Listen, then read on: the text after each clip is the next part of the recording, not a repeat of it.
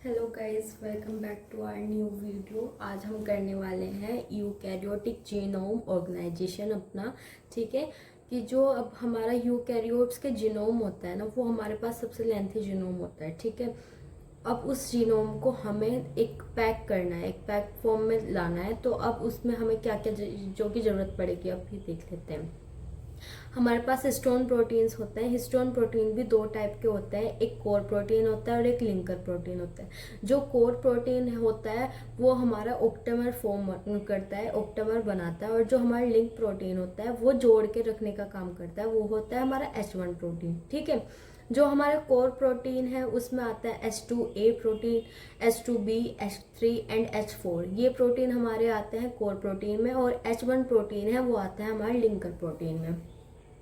अब हमारे पूरे जीनोम ऑर्गेनाइजेशन की, यूकैरियोटिक के जीनोम ऑर्गेनाइजेशन के 4 स्टेप्स होते हैं जो हम बेसिकली यूज़ करते हैं। हम किसी भी मतलब कि जो डीएनए है उसको एक पैक फॉर्म में लाने के लिए। ठीक है, इसमें हम न्यूक्लियोसोम फॉर्मेशन होती है, सोलेनॉइड फॉर्मेशन होती है, क्रोमेटिन फाइबर फॉर्मेशन होती है और क्रोमोसोम बनता है। पहले हम न्यूक्लियोसोम बनेगा, फिर सोलेनॉइड बनेगा, फिर क्रोमेटिन फाइबर्स बनेंगे एंड देन क्रोमोसोम बनेगा। अब जो न्यूक्लियोसोम है वो क्या है? Nucleosome it is the fundamental repeating units of eukaryotic chromatin. ये एक फंडामेंटल रिपीटेड यूनिट है हमारे क्रोमेटिन की यूकैरियोट्स में। ठीक है, made up of chromosomal protein, histones and non histones, जो कि हिस्टोन प्रोटीन और नॉन हिस्टोन प्रोटीन से मिलकर और प्रोटीन से मिलकर बनी है। ठीक है, अब हम इसकी क्या करते हैं, अब हम इसकी कोइलिंग करेंगे। ठीक है, the coiling of a beads in helical structure is called 30 nanometre fibre. ठीक है, अब पहले ये 30 नैनोमीटर फाइबर का बनेगा जो हमारे सोलेनॉइड बनता है। पहले हमारा आपको बताती हूँ कि डायग्राम के थ्रू कि हमारे कैसे कैसे हमारा जो हमारा डीएनए होता है वो कोयल होता है और फिर उसके बाद सोलेनॉइड बनता है। अब देखो हमारा ये हमारे पास एक डीएनए है जो कि है हमारे पास 2 नैनोमीटर का। ठीक है, 2 नैनोमीटर का ये पूरा हमारे पास डीएनए है। ठीक है, अब इसको हमने बीड्स ऑन अ स्ट्रिंग की फॉर्म में करेंगे कन्वर्ट। इसको ऐसे हम, ये हमारे बीड्स आ गए, ये हमारा स्टोन प्रोटीन है, ये स्टोन का ऑक्टेमर है। ठीक है, इसको ये आ गया, ये हमारे पास बन जाएगा 11 नैनोमीटर। मतलब जब हमने हिस्टोन लगा दिए, हिस्टोन प्रोटीन्स लगा दिए तो हमारे पास ये beads on a string form कर लेगा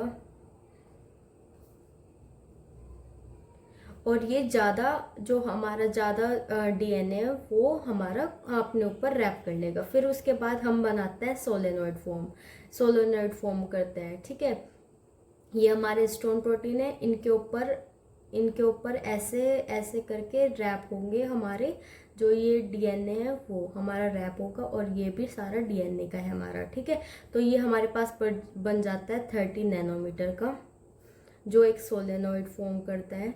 ठीक है, ये हमारा पूरा सोलेनॉइड है। ठीक है, फिर उसके बाद हमारे पास एक जिगजैग फॉर्म मिलती है, हमें एक जिगजैग फॉर्म मिलती है। फिर यहाँ पर हमारे जब ये जिगजैग बन जाएंगे तो ये हमें देंगे 300 नैनोमीटर का क्रोमेटिन।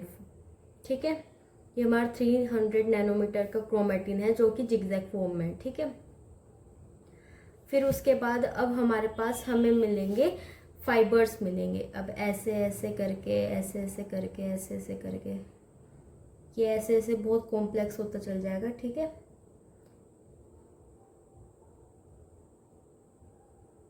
ये ऐसे करके हमें मिलके ये हमारे पास हो गया 700 नैनोमीटर का कंडेंस्ड क्रोमेटिन। ठीक है,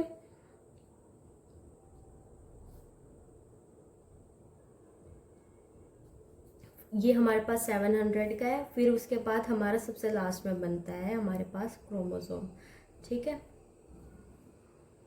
ये हमारे पास क्रोमोसोम है जिसके अंदर 1400 नैनोमीटर का हमारे पास, इसके अंदर हमारे जो 1400 नैनोमीटर का जो हमारे पास डीएनए वो इसके अंदर हमारा कवर हो जाता है। ठीक है, ये हमारा पूरा डायग्रामेटिक फॉर्म में है कि कैसे कैसे जीनोम ऑर्गेनाइजेशन हुई। पहले 2 नैनोमीटर का था हमारे पास डीएनए, फिर जब हमने उसके पास हिस्टोन और नॉन हिस्टोन प्रोटीन, हिस्टोन और नॉन हिस्टोन प्रोटीन्स हमने लगा दिए तो फिर हमारा वो 11 नैनोमीटर में फोल्ड हो गया। जिसको हम कहते हैं बीड्स ऑन अ स्ट्रिंग, ठीक है। फिर उसके बाद हमने ये अपना एक सोलेनॉइड बनाया, उसी एक सिलेंड्रिकल फॉर्म में सोलेनॉइड बना हमारे पास। फिर वो हमारा 30 नैनोमीटर उसने कवर किया।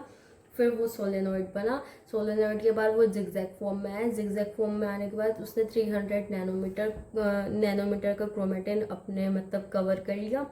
फिर उसके बाद वो कंडेंस क्रोमेटिन बना कि ये कंडेंस होता चला गया और ज़्यादा, ठीक है। तो वो 700 नैनोमीटर का बना। फिर उसके बाद ये क्रोमोसोम हमारा डायरेक्टली पैक्ड हो गया 1400 नैनोमीटर का, ठीक है। यही चीज़ हमारी इसमें लिखी हुई है। हम स्टार्टिंग से पढ़ते हैं। Nucleosome, it is the fundamental repeating unit of eukaryotic chromatin made up of chromosomal proteins, histones and non histones.